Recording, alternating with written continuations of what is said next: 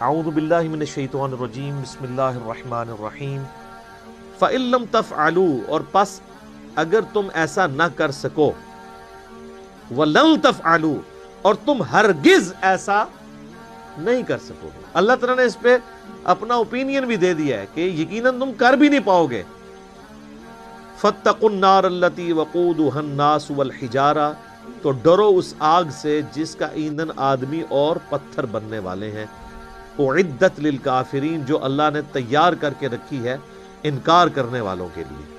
اچھا یہ کافرون کا ترجمہ یا مسلمون کا ترجمہ جو ہے نا وہ ہم عموماً تو کر رہے ہوتے ہیں مسلمان اور کافر. اصل جو ترجمہ ہے نا مؤمنون کا یا مسلمون کا سر تسلیم خم کرنے والے بات ماننے والے، اور کافر وہ ہیں جو بات نہیں ماننے والے. کوئی مسلمان بھی کافر ہو سکتا ہے اور کوئی کافر بھی مسلمان ہو سکتا ہے کہ کوئی صحیح بات مان لے. وہ ایک تو وہ ٹرم والا ایمان ہے نا جو ہم ایز اے اصطلاح استعمال کرتے ہیں، جو کلمہ پڑھ لے اور وہ 5 بنیادی چیزوں پہ چلے. لفظی ترجمہ یہ ہے کہ نہ ماننے والوں کے لیے، انکار کرنے والوں کے لیے، کفر کہتے ہیں انکار کرنے کو، نہ شکری کرنے کو، اللہ تعالیٰ نے آگ تیار کر رکھی ہے جس کا ایندھن آدمی، انسان اور پتھر ہے. اللہم اجرنا من النار، اللہم اجرنا من النار، اللہم اجرنا من النار.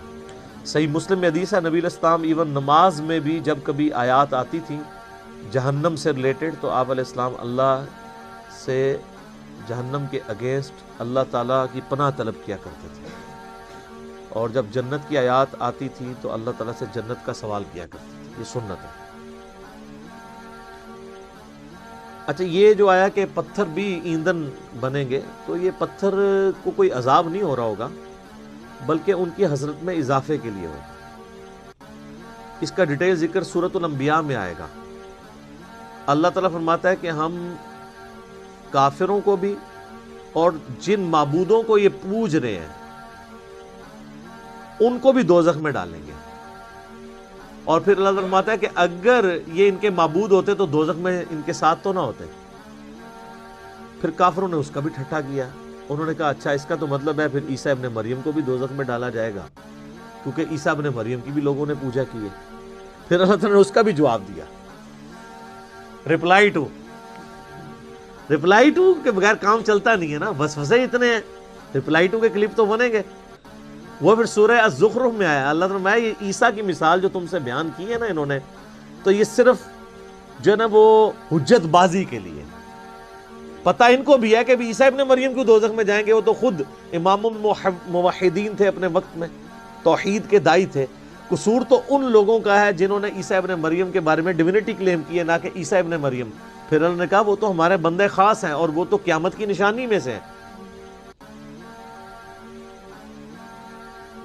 تو یہ جو بت، وہ پتھر جن کے بت تراشے گئے، ان کو اللہ تعالیٰ دوزخ میں اس لیے ڈالے گا تاکہ کافروں کی حسرت میں اضافہ ہو کہ یار ان کو ہم پوجتے رہے، یہ بھی ہمارے ساتھ ہیں. اس کا یہ مطلب نہیں ہے کہ وہ ان پتھروں کو عذاب ہو رہا ہوگا، بلکہ وہ پتھر تو الٹا ان کے لیے خود عذاب بن جائیں گے، کیونکہ جب پتھر گرم ہوں گے تو وہ تو گرمائش زیادہ فیل ہوگی. پتھر بھی لوگ گرم کر کے ان سے بھی ہیٹ حاصل کرتے ہیں نا، وہ تو ان کے لیے ہو. اب دوزخ کے اوپر 19 فرشتے ہیں تو فرشتوں کو عذاب تو نہیں ہو رہا ہوگا، وہ تو مامور ہیں دوزخیوں کو مارنے پیٹنے کے لیے.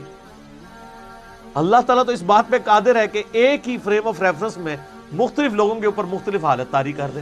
یہ تو ہم نے دنیا میں ایکسپیرینس کیا ہے.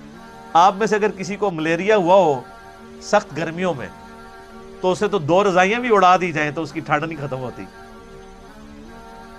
باقی تو گرمی سے اف اف کر رہے ہوتے ہیں اور اس کو ٹھنڈ اتنی لگی ہوتی ہے کہ وہ کہتا ہے میرے اوپر اور اڑاؤ. ایک ہی جگہ پہ ٹیمپریچر بے شک 40 تک پہنچ چکا ہوا ہے، اس کو ٹھنڈ لگ رہی ہے، حالانکہ ایکچوئل وہاں پہ گرمی ہے. تو یہ اللہ تعالیٰ ایک فریم آف ریفرنس میں دنیا میں ایسی چیزیں کر کے بتاتا ہے کہ 2 مختلف بندوں پہ ایک ہی جگہ پہ 2 مختلف حالتیں طاری ہو جاتی ہیں. اللہ ہی اللہ ہے جی. یقین کریں کہ یہ جو چیزوں کی کوالٹیز ہیں یہ بھی اللہ کی وجہ سے. اگر اللہ تعالیٰ کا امر اس کے پیچھے سے ہٹ جائے، آپ 7 سمندروں کا پانی بھی پی جائیں آپ کی پیاس نہیں بجھ سکتی. اور اگر آگ کے جلانے کی خاصیت اللہ تعالیٰ چھین لے، آپ پوری زمین کے درخت بھی جلا لینا، آپ ایک روٹی بھی نہیں پکا سکتے، کیونکہ وہ خاصیت ہی جب اللہ تعالیٰ لے لے. تو یہ دوزخ میں ان کافروں کے ساتھ پتھروں کو اس لیے جلایا جائے گا تاکہ ان کی حسرت میں اضافہ ہو، نہ کہ ان پتھروں کو عذاب دیا جا رہا ہو.